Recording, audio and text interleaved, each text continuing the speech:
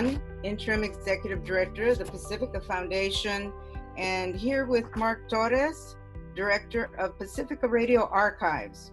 We're so excited to have our very special guest, film and television director, writer, producer, known for extraordinary films like El Norte, Selena, A Time of Destiny, Border Town, among many, Gregory Nava. I met Greg on the set of American Family, which was a PBS series, and I was director of Humanitarian Law Project, so a couple of the episodes were about Chiapas, and that's how we connected.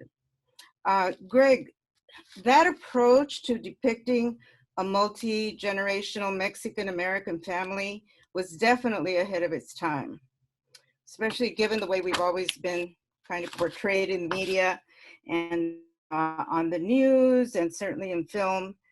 So how did this project come about, and with such an amazing and illustrative cast? Well, you know, American Family was the first Mexican-American Latinx show in the history of broadcast television in the United States. So I'm very, very proud of that. We had been approached to do a series after the success of films like Mi Familia and Selena about family and familia. Obviously, familia is very important to all of us who are Latino, and it's the heart of our culture. So doing a story of a family was very important to me, but I wanted it to be a multi-generational story so that people could understand that we've been here a long time. We're part of the fabric of this nation. We're always being portrayed as like just recently arrived, you know, and that isn't true. You know, we've been here since, you know, the border crossed us to a certain extent. So I wanted to show how long the family had been here, the sacrifices the family had made. So all the contemporary stories that we did always had a past story, and we would intercut between the two in order to tell and give a very rich feeling of our families and what we've sacrificed for this country. One of the things that we did in the series, which I was very proud of, is that we brought a Latino soldier's story to the screen for the very first time. My father fought in World War II.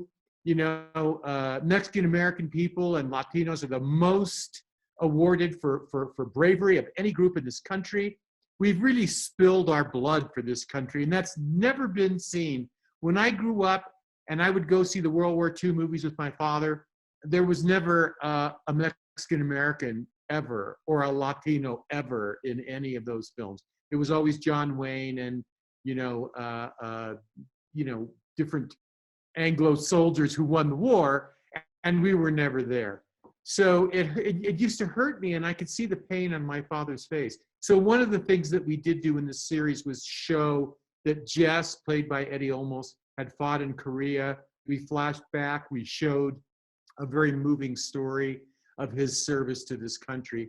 And then, of course, you know, when the Iraq War came, we had his son, Conrado, serve in the Iraq War, and we actually recreated the Iraq War for the show so that we could see the continuity of service that our people have had in the military. So that was an important part of the show. But everything else was too. Political activists. The daughter Nina is a political activist, like yourself, Lydia.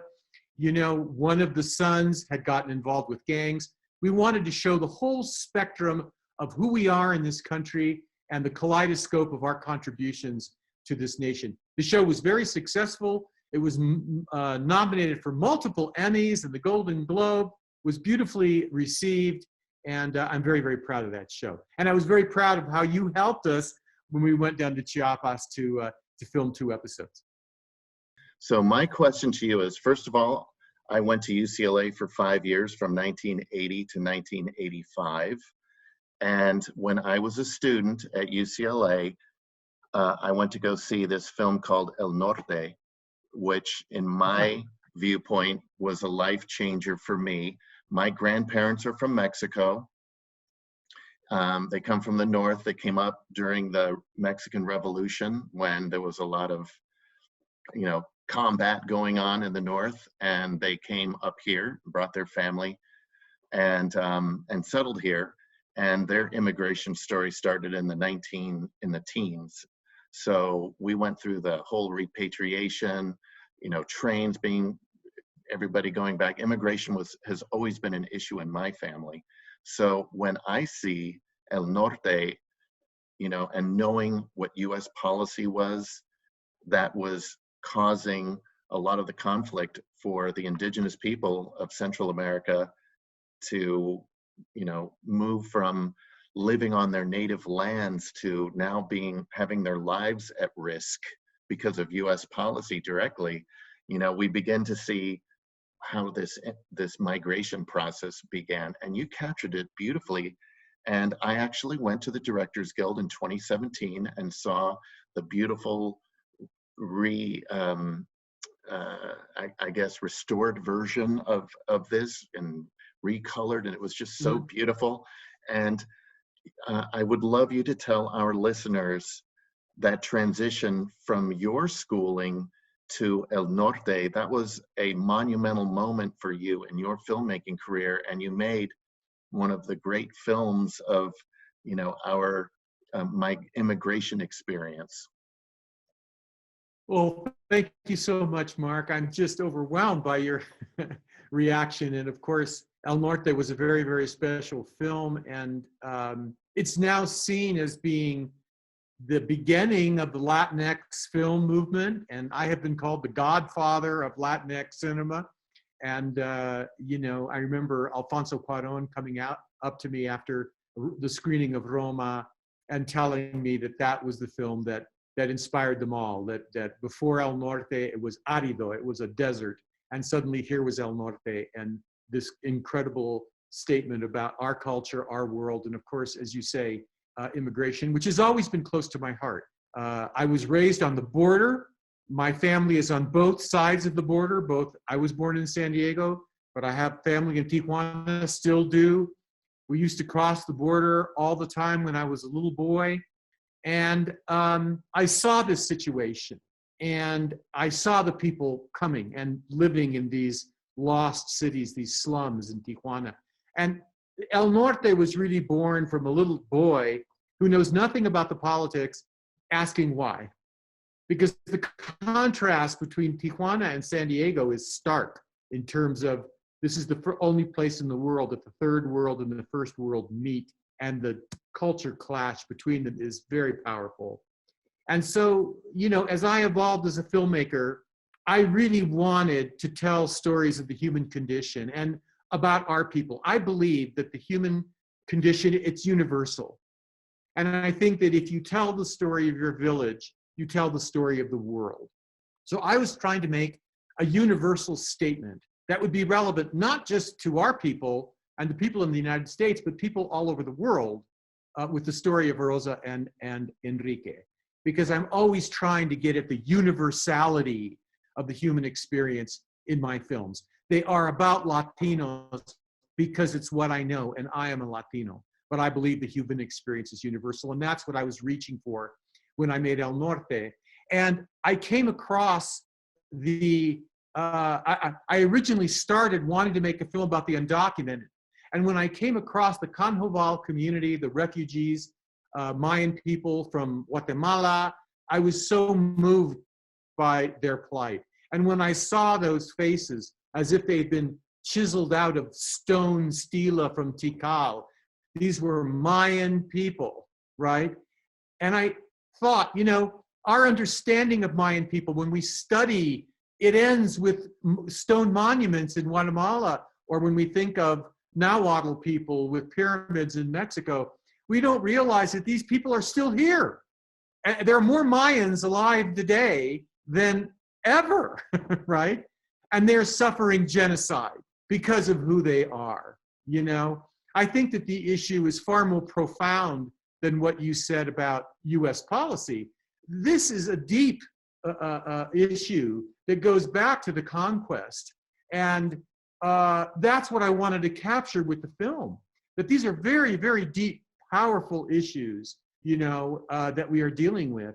And so the journey of Rosa and Enrique is not just a journey of the undocumented, it is a journey of the Americans, of all the Americas, from the native culture through the mestizo culture of Mexico into the Anglo culture of the United States. And you embark on this gigantic, epic journey with these two young teenage refugees, you know, whose story suddenly becomes relevant to us all and is still relevant, in a way even more relevant today than when we made it.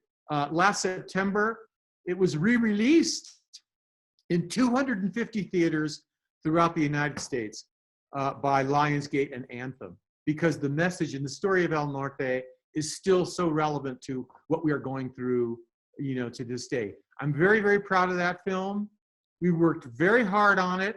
We risked our lives trying to get it made. We were almost killed making that film. We had to face off guys with machine guns in order to get that film made. And I made it with a crew of 5 people in a Volkswagen van, you know, and that was one of the wonderful things when we saw the restoration at the Motion Picture Academy. When we made the movie, we were very young and we were very ambitious, and we said, even if we only have a crew of 5 people in a Volkswagen van, we can make a movie that's just as magnificent as a David Lean epic, Lawrence of Arabia or Dr. Zhivago.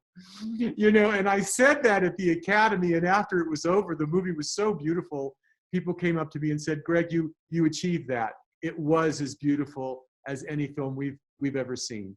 So we worked very hard to put those images on the screen. We risked our lives to put those images on the screen. The film was a huge success, both commercially, but the thing that I am most proud of is that the Conhoval people with immigrant groups got protective status from the United States government, because such sympathy had been generated by the movie that there was an atmosphere in this country, in the government and with the public, of empathy, that they gave protective status to the people from Guatemala. And the movie ended up saving thousands of lives. So it just goes to show that 5 filmmakers in a Volkswagen van can change the world. And it was very inspirational, and I'm very proud of that film. Now, Gregory, Pacifica went on the air in 1949 documenting social movements way before PBS and NPR, because they didn't exist yet until the '67 Communications Act. So Pacifica is out there with our reel-to-reel machines, getting the story of Rosa Parks doing her bus boycott action after she gets out of jail in 1956. Fannie Lou Hamer beaten within an inch of her life, registering blacks in Louisville, Mississippi. Dr. Martin Luther King, they were too busy trying to get the speech done. They had no idea how to promote it. There was no internet. We brought these bulky reel-to-reel machines and recorded James Baldwin and Dr. W.E.B. Du Bois. And coincidentally, one of your colleagues, a graduate of UCLA in 1968 as a master's degree student, giving a master's class to the UCLA students, Francis Ford Coppola. And I don't know if that speech even exists anywhere else, but the Pacifica Radio Archives and Pacifica Foundation have it, because we wanted to document these stories, not just for social movements, but in the arts. And we have a collection of over 1,000 filmmakers, from Werner Herzog to Stanley Kubrick to you know, every who's who, Stanley Kramer, all these incredible artists starting back in the early 1960s. And my question to you is, as we're doing this interview and you become part of our collection, how important is it to have these stories told by filmmakers in their own words, going back to the 1950s? I mean, we have Alfred Hitchcock on set in Berkeley, or in the Bay Area, filming one of his films, and you know, these things don't exist anywhere else. How important is it that Pacifica, or what value is it to not just the film industry, but to, you know, human history, and to our listeners, that they're able to hear these stories from the filmmakers themselves?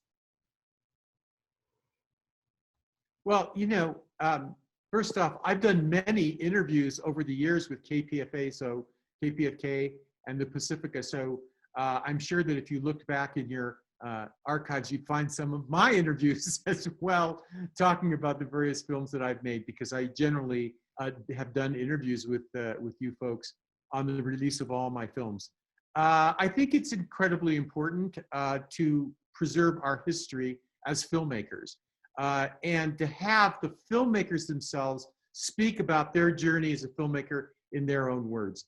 And I think that the work that you folks have done with respect to this is very important. I know that the Motion Picture Academy has a huge project where they do oral histories. I've done oral histories with them, and it's essential, because the language of film is a universal language that has changed the world. It is, in a sense, the most important art form, and it is very much an American art form. It's very much our art form. And so I think that capturing because when you speak about international filmmakers from Mexico, India, Japan, they will always talk about how influenced they were by movies from the United States because of the impact that our cinema has had worldwide. So capturing that is important.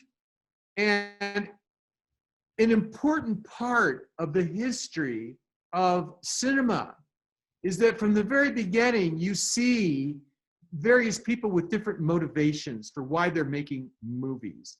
Some are purely commercial. They just want to pander to popular taste to make a tremendous amount of money. But from the very beginning, you see filmmakers who are burning with a message that they want to say, a story that they want to tell that has not been heard before, an injustice that they wish to fight, trying to see the world from another person's perspective. I mean, and this is very early. And one of the great functions that the Motion Picture Academy has had is that by giving these Best Picture Oscars to films of this type, they've encouraged them being made. I think back on a film like All Quiet on the Western Front, which was the third film to win the Best Picture Oscar. This was a film about German soldiers in World War I, about our enemy. And it was a film that showed empathy for our enemy in All Quiet on the Western Front. And everybody loved that movie and were moved by it.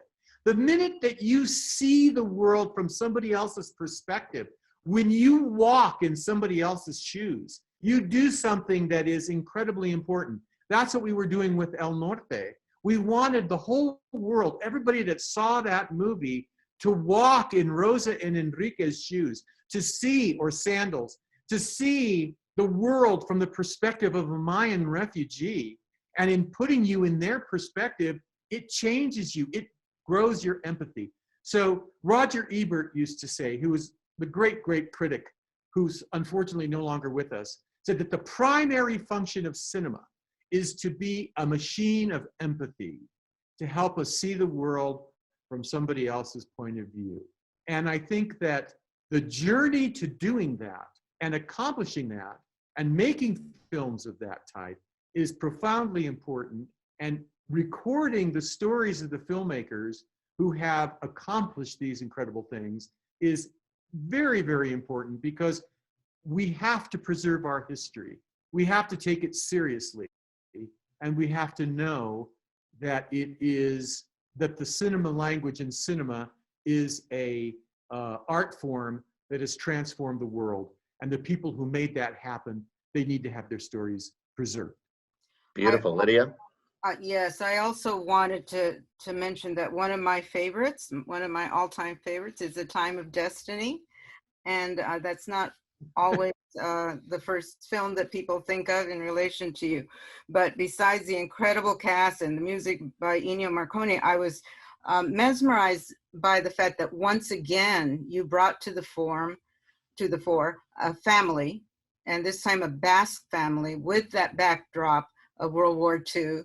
But how did all of that come about? Because now you've already done El Norte, and you've come forward, and there's all the complexities of family is also something that was, it was amazingly, had an incredible impact on me. What can I say? Greg?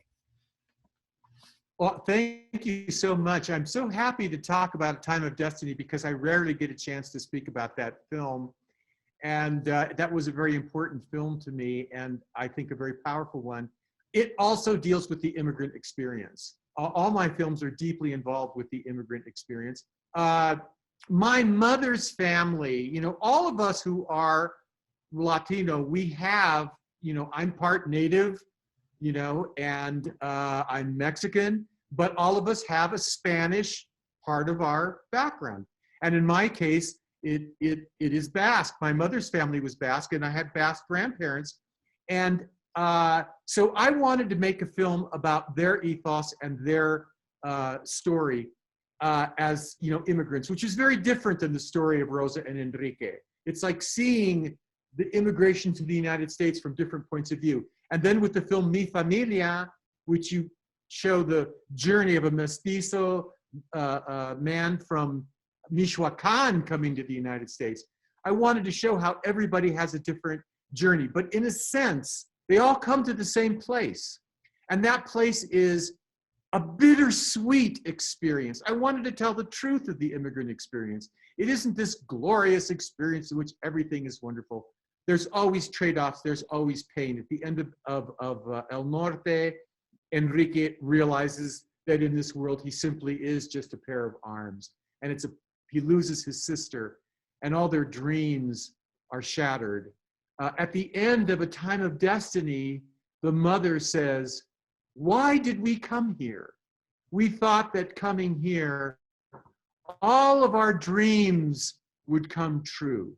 But there has been nothing but pain for our family here," you know? And that was really the experience that my grandparents had coming to the United States, and with full of dreams, and yet seeing those dreams dashed and nothing turns out the way you want it to. But then again, that makes a larger statement about life itself, doesn't it?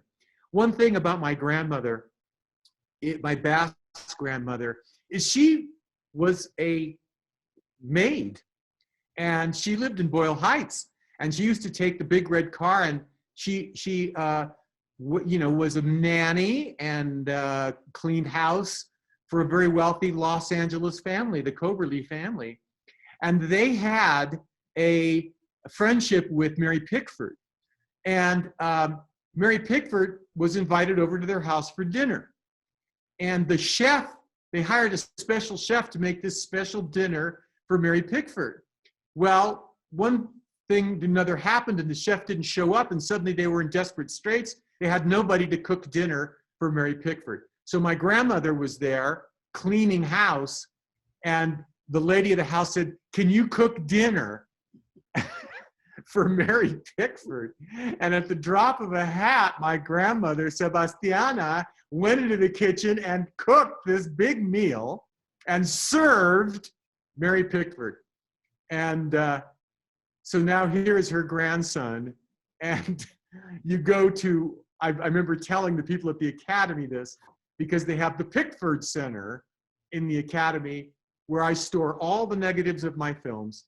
They have all my storyboards, and they restored El Norte. And this is named after Mary Pickford, who my grandmother, as a maid, served dinner for. So, you know, when you look at the immigrant experience, it's a very complex thing.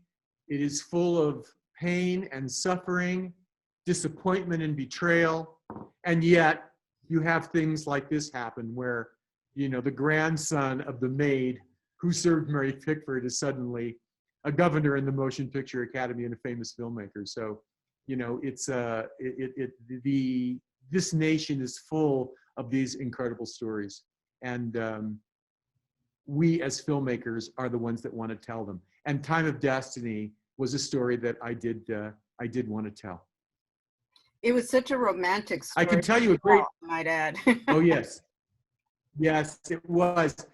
And I can tell you a funny story about Ennio Morricone if you want to know, because I became very good friends with him working on the score for Time of Destiny. And he didn't speak any English, and I didn't speak any Italian. We had a translator But because of my Spanish, I was able to kind of start communicating with him. And so we kind of didn't need the translator, and we kind of got along, you know. So we recorded the score for A Time of Destiny in Rome, which was a wonderful experience for me to go to Rome. And it was May, and wander around Rome and be with Ennio Morricone and record the music. So we did our first session, which was a 3-hour session in the afternoon. Then everybody took a break, and we went to a bar, you know, which was their cafes in Rome, to have a break and to have a coffee. So Ennio Morricone is a very emotional guy, all right? So we go in there, and they all order their coffee, and it was 3 o'clock in the afternoon. I ordered a cappuccino. Ennio Morricone goes out of his mind. He goes, Gregory, Gregory, Gregory, no, no, no, no, no, no, no, possibile, no, no, no, no, no. I mean, he just went off on me, you know, because I had ordered a cappuccino in the afternoon. And this is when I learned that in Italy, they have very strict rules about these things. And you don't order a cappuccino after 11 o'clock in the morning. That's a morning thing. In the afternoon, you have an espresso, right? And so I immediately, you know, I'd hate to have him go to a Starbucks today to see what people are ordering. But anyway, so he freaked out. And so, but then he went, no, no, no, no. He realized that I was a wonderful man and a great artist. And I just was unlearned. I needed to be schooled about the way things ought to be, you see. So he forgave me for ordering a cappuccino. I then ordered a double espresso. And then he took it upon himself to say, I'm going to educate you, because Ennio Morricone was a big foodie. So from then on out, every lunch and every dinner, I went out with Ennio Morricone.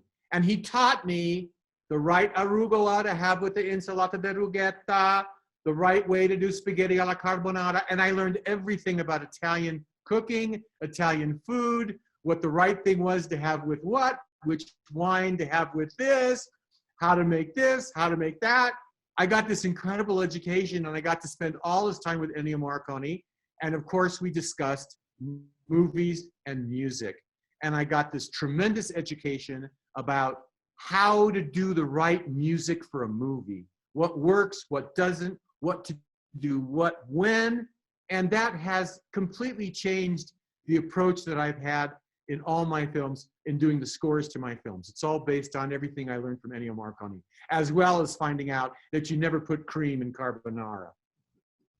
And it was such a as well as you never have cappuccino in the afternoon. Not just anyone can. We became very good friends. Not just anyone could get Ennio Morricone to do their film, and such a loss that he recently passed and so forth. Oh, thank you so much. But what else? What are the other projects that we haven't covered here that you'd like to expand on?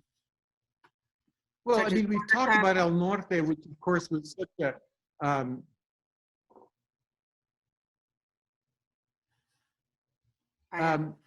you know, we've talked about El Norte, which was such an important film, I think, not only for the Latinx films, but also for independent cinema. You know, I was part of the formation of the independent film movement in the United States. I founded Film Independent, which is an incredibly important independent film organization. We started with 6 people in my living room. And El Norte was one of the very first independent films to have success at the box office. So I'm very proud, and I'm still deeply involved with Film Independent. And so, you know, that was a very important film, and we've spoken about that. But one of the films, of course, that everybody wants to know about is Selena. That film was, I still think it is the most loved film in our community. Jennifer Lopez, of course, it gave birth to her magnificent career, and she is now probably the greatest Latinx star of all time. And it was started with the Selena film.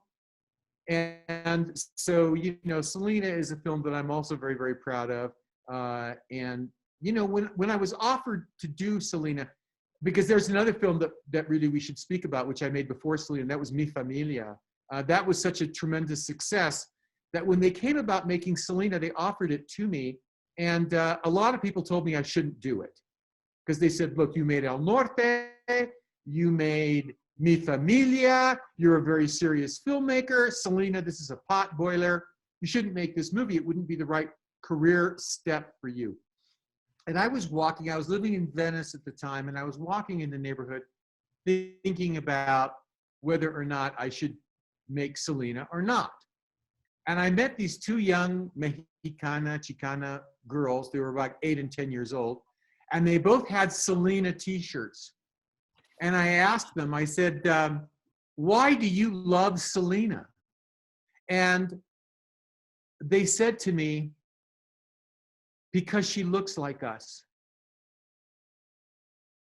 And I tell you, that hit me down to the core of my heart when I heard that, because I realized that our young girls, our young boys, our young people, our people in general, we don't see ourselves on the screen. We don't have a princess. You know, there's no Disney Latina princess, you know? And I thought, I'm gonna make a film for those girls. I'm gonna make a film for them. I'm gonna give them this princess that we need, Selena. She was such a bright light. What happened to her was so tragic, you know? And I'll do that, but I will only do that. So I didn't want to do a movie that was bloody, that was involved with the president of her fan club murdering her, you know, which is more what the studio wanted, something sensational. I wanted to do a family drama. I wanted to do a story of a young woman finding her voice, finding her independence, becoming the princess for all of her people, and really emphasize that, to try to do something positive out of this tragedy and have her spirit live on and create a movie that would bring her beautiful spirit to the world. And so I fought for that. I got what I wanted. I was able to make the film the way I wanted to make it. What a blessing that Jennifer Lopez was there in order to play that part, because she was perfect. It's probably the greatest performance in the history of musical biopics. You'll never have that magic happen again. And together we were able to put Selena's spirit on the screen in a way that I think has allowed her to live forever. And I'm very proud of that.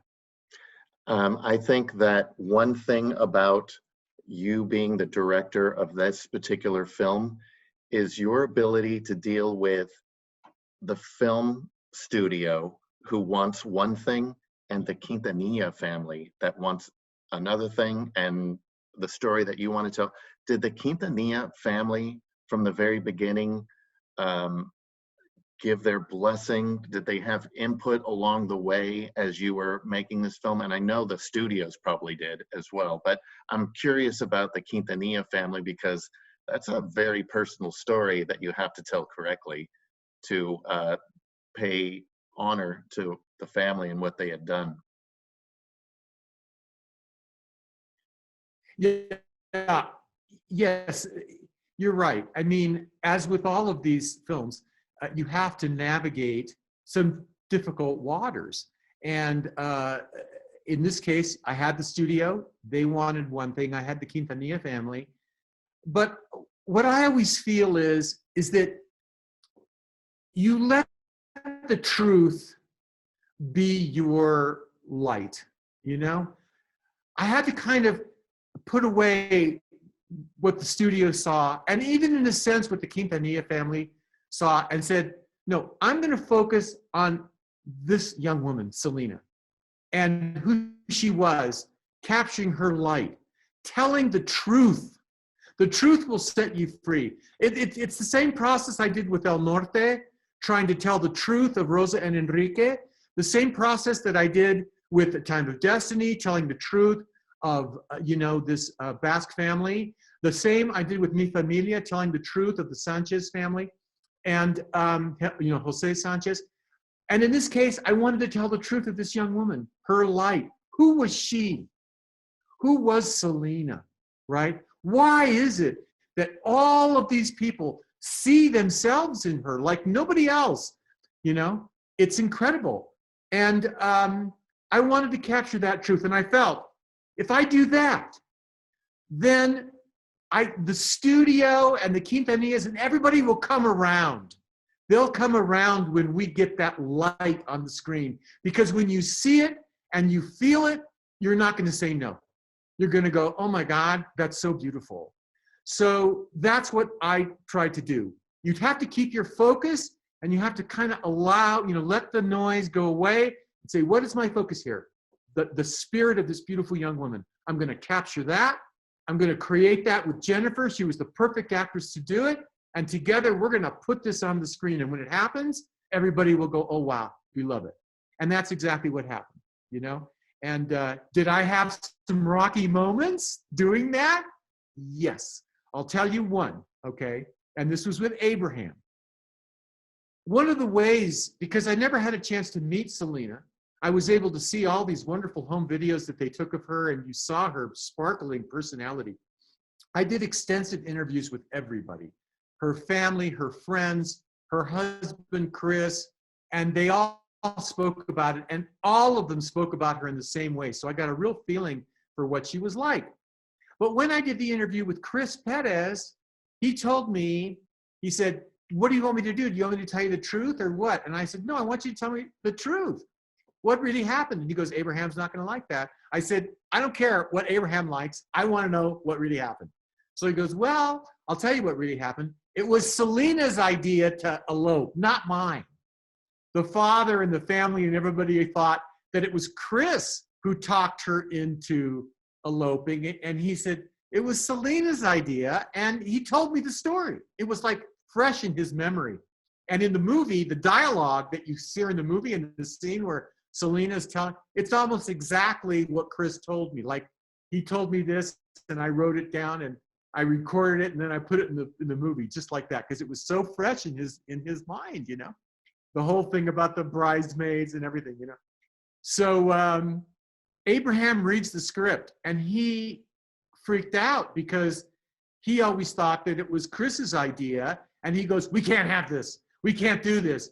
And I met with him, and I said, why? And he goes, because we can't set this example for young girls that they would go against the will of their father and their mother. That's a bad role model. I can't allow it, blah, And so I talked to him, and I said, look, Abraham, this is what really happened. This is the truth. And it's not bad role modeling, because all children have to go through a process where they become independent of their parents and they become their own person. And this is Selena becoming her own person, finding her voice, finding her heart, finding who she is as a human being. And you know that you had to go through that when you were growing up. Everybody has to go through that when they're growing up. And sometimes they have conflict with their parents when they do that, but it's something that they have to do. And isn't that a good role model for our young girls? And I'll never forget it. He heard me, okay? This is an example of telling the truth, winning the day for you. He paused and he said, okay, if I have to make myself look bad in order to make Selena look good, I'll do it. And he agreed. And we put it in the movie exactly the way it really happened in real life. We told the truth. And I think that's why the movie was so successful, because people knew that I was not BSing them. They knew that I was telling them the truth. And therefore, you can believe the good things if you show everything. It was the same thing in El Norte.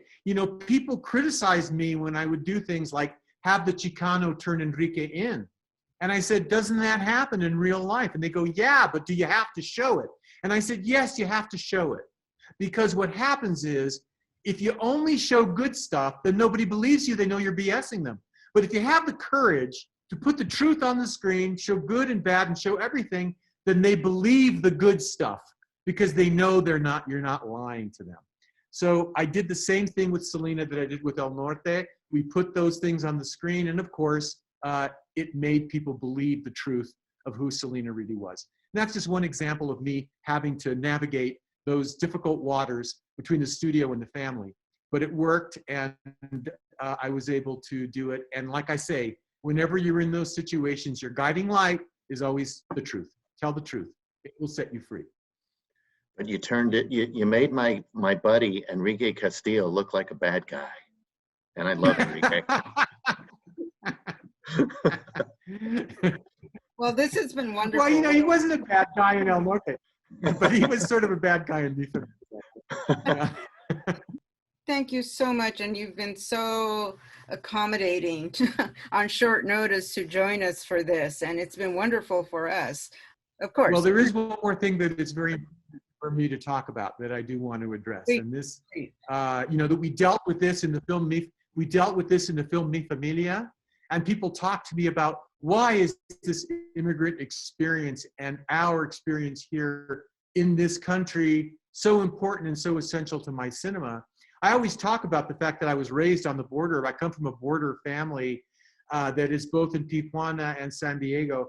And I was raised really on both sides of the border, and my family is bilingual and bicultural, and I was raised in that world. But my interest in this immigration issues goes far deeper than that for very personal reasons. And that is, and I dealt with this in the film Mi Familia. In the 1930s, at the height of the Great Depression, the Hoover administration laid the blame of the Depression on people of Mexican ancestry in this country. And they followed a policy that was run by the individual states called Real Jobs for Real Americans. They didn't consider people of Mexican ancestry real Americans. And they deported between 1 and 2 million people of Mexican ancestry from this country, 60% of whom were citizens of the United States. This is a tragedy in the history of this country that is not dealt with in the history books, that is not talked about very, very much, but it is profoundly important. It is the only time that the United States has deported its own citizens from this country simply because of their ancestry and the color of their skin. And one of the people that was deported was my grandfather. My grandfather was deported. My family was broken up. My grandmother had to raise 8 children without a breadwinner. She had to hold down all kinds of jobs. She was a seamstress. She did this, she did that. They were dirt poor. My father was raised without a father. I know the pain of this family being broken up and ripped apart goes on to this day with my family. We have issues with respect to this. These things don't go away. So when I see families being broken apart at the border, you know, it pains me. When I saw the situation of the Canjoval people trying to come here, seeking a better life, people who came here during the Mexican Revolution, all of our families, I see the pain that we have suffered here time after time, because they broke up families again in the 1950s with Operation Wetback, and our government then is breaking up families again today. Have we learned nothing from the past? Do we know nothing about the pain that we have suffered, right, by having our families broken up? I know what it means. I know what happens to a family that gets broken up. And this is the real reason why the films I make deal with this issue, both now and in the past. And this is why I bring up Mi Familia, because we show these deportations in the film Mi Familia, and we deal with that at the beginning of the movie. And of course, the young mother that gets deported in Mi Familia is Jennifer Lopez in her first movie role. But what you see in the film Mi Familia is how that act of tearing this family apart goes on through successive generations, and the pain keeps getting passed down from generation to generation, because these are terrible things that are done to families, and there is no reason for it to happen, none whatsoever. So I do want to say this, because the deportations of the 1930s, the decade of betrayal, is a profound event, a tragic event in the history of our community. It is not dealt with. It has never been, the government has never apologized to us for this. And I do, when I have dealt with this in my films, I wrote an op-ed about this in the Los Angeles Times that was published recently.